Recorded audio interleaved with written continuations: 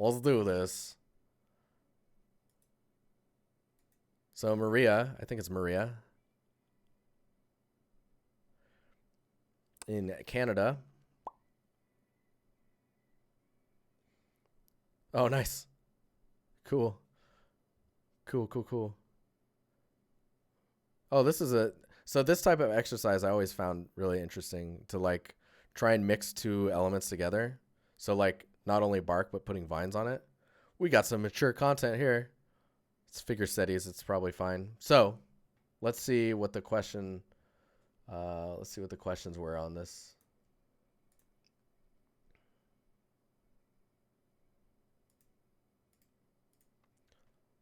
No questions. Okay, so I'm just gonna go for it. So 3D environment artist looking for opportunities. So some pretty good sketching, strong perspective understanding when you're making that scene. Um, environment around us. I imagine those are your feet there. Looks like you started doing some materials. You did some props. Another prop, a scene, the Forbidden Temple. I think, is that a kids' TV show from like the 90s?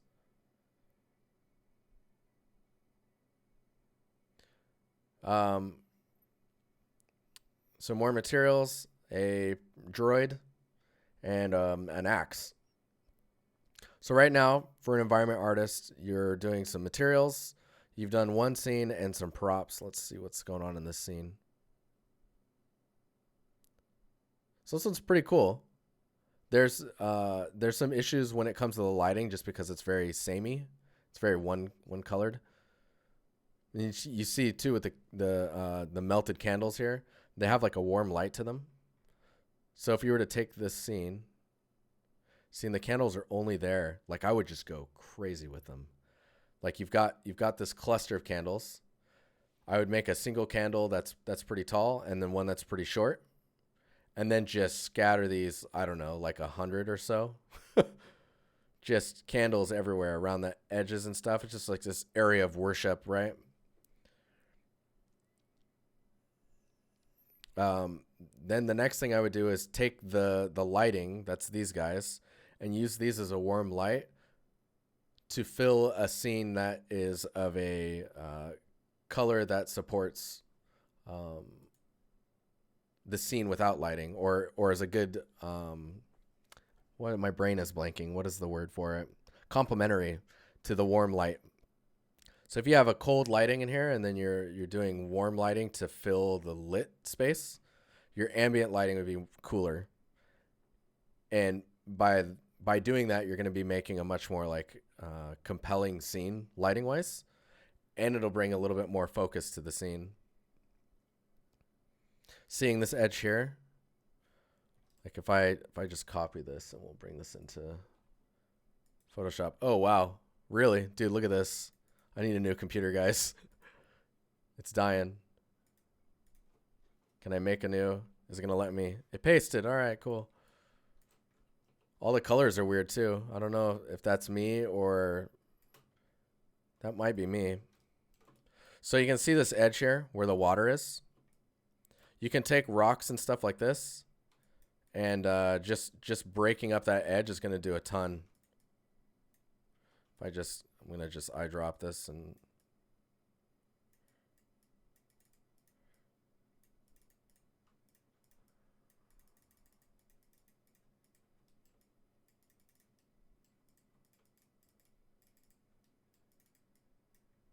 oh my god.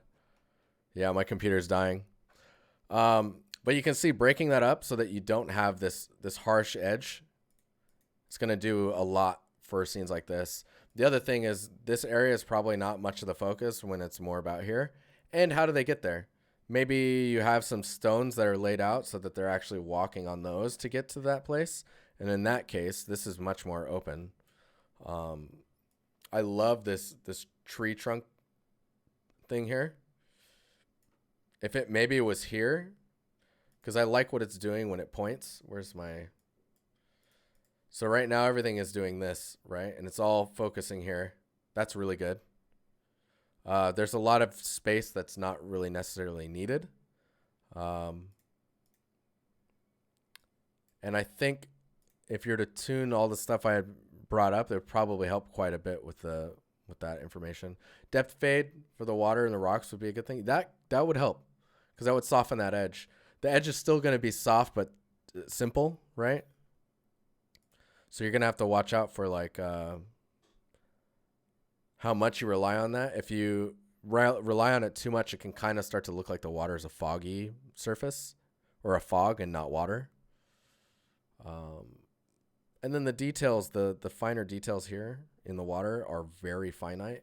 So maybe the normal information that's kind of faking that water look is tiling too much. So it's the scale wise, like maybe this is more like really large scale and you're flying really high when it should be, the detail should be much smaller or much bigger instead of this kind of micro noisy stuff. But yeah, I think the lighting and the framing, because like framing wise, you could probably, I love all this stuff hanging off the ceiling here. See, there's all this information on the side that's not really needed. Just like, what's going on here? Oh, this one. Oh man, okay. This is bad, guys. I have to keep doing this. Let's see if I can do it now. Yeah, cool.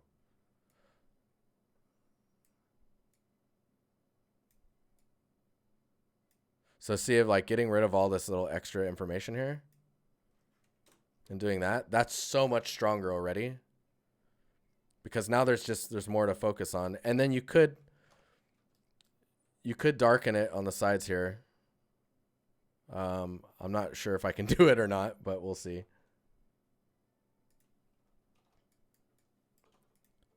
I wonder, maybe I can get rid of a game and that will help me.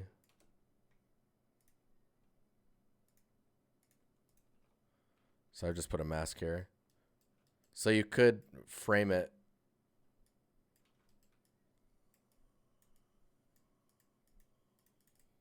like this, because everything's focused here, right?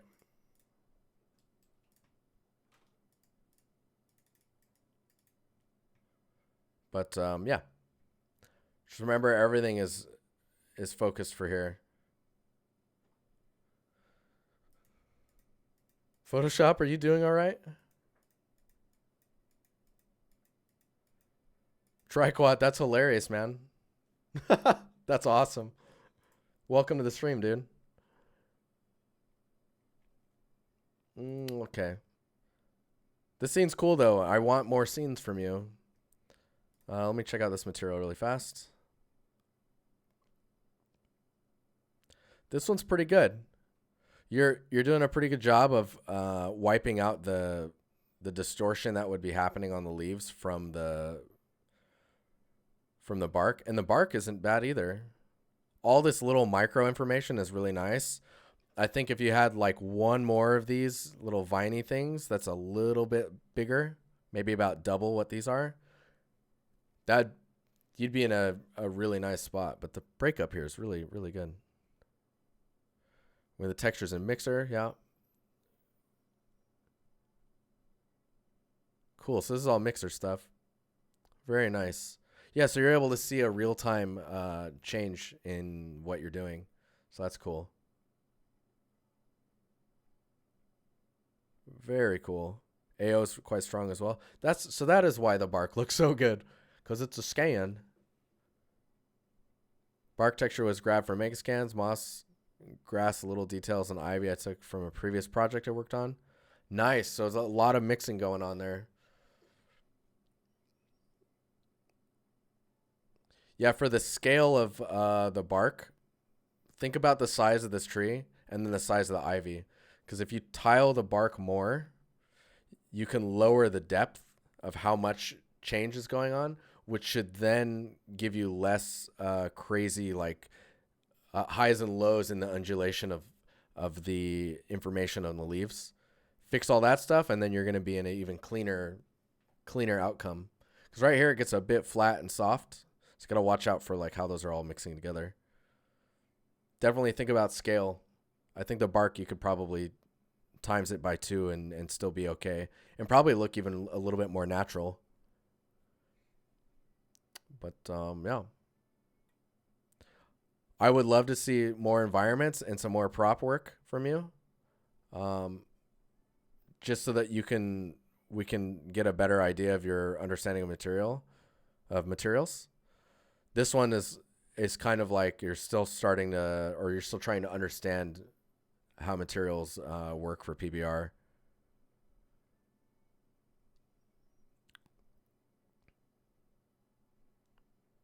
Yeah, because you can do a lot in the roughness to break all of this up. And then the way you're modeling it can be very primitive in some cases, like up here.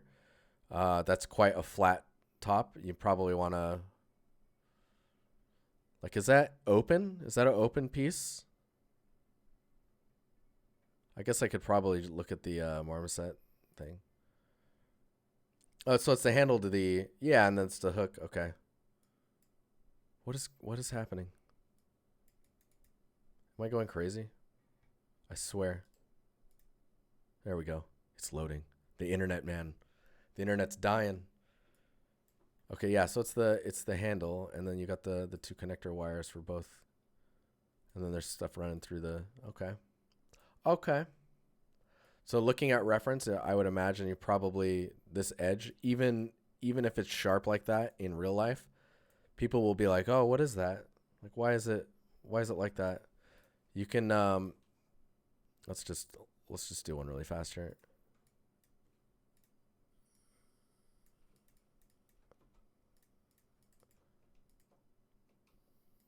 Oh man, my computer. So if it's longer, so let's say it's like this, right? And then we'll just make a cut here and then bevel it.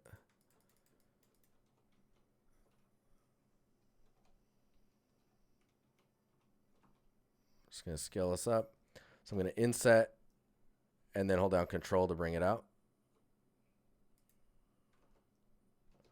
And it looks like you've got quite a soft fall off there.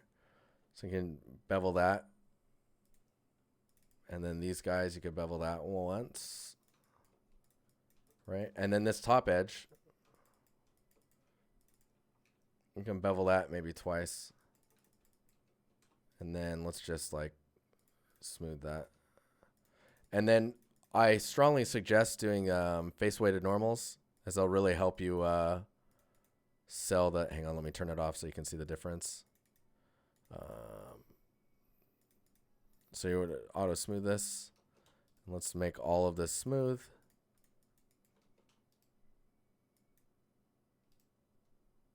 Why? Oh, it's because of this angle. There we go. So the whole thing is smooth, right? I'm going to turn this off too.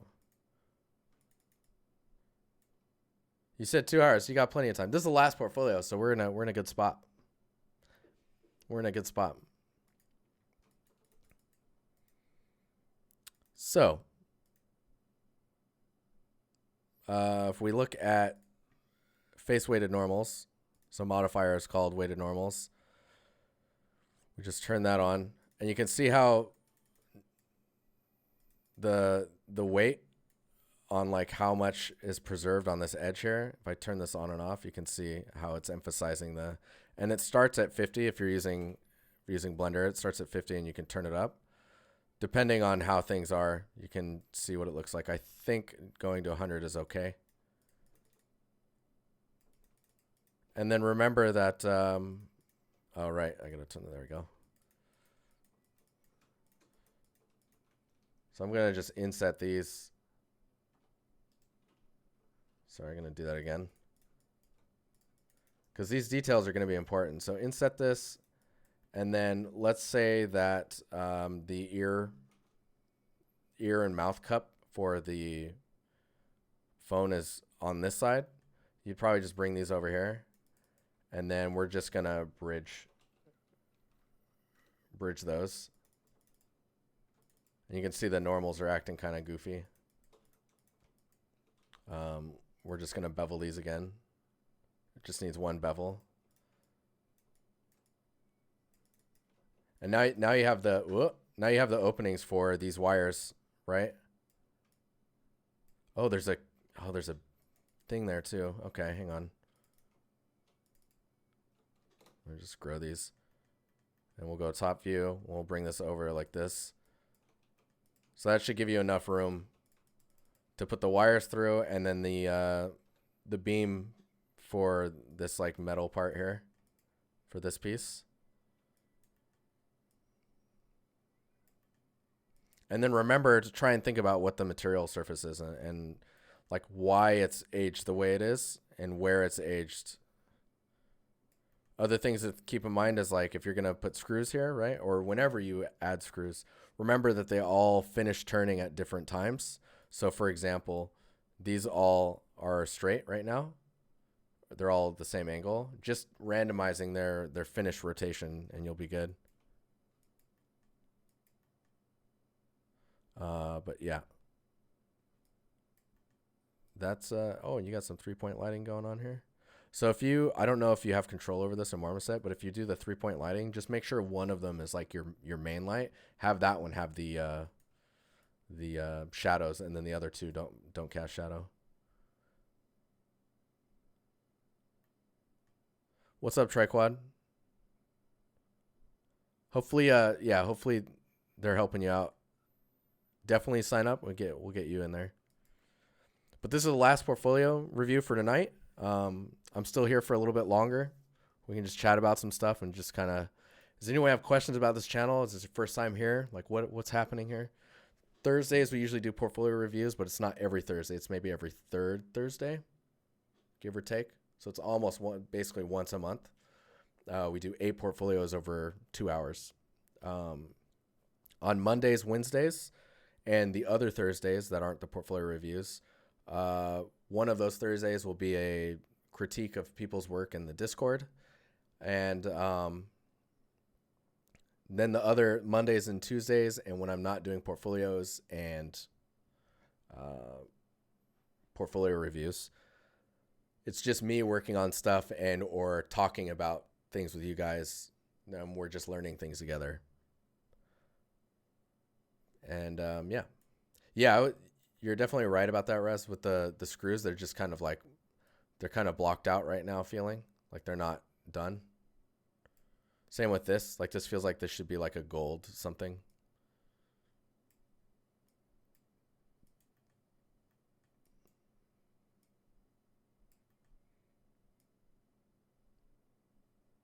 AM and M.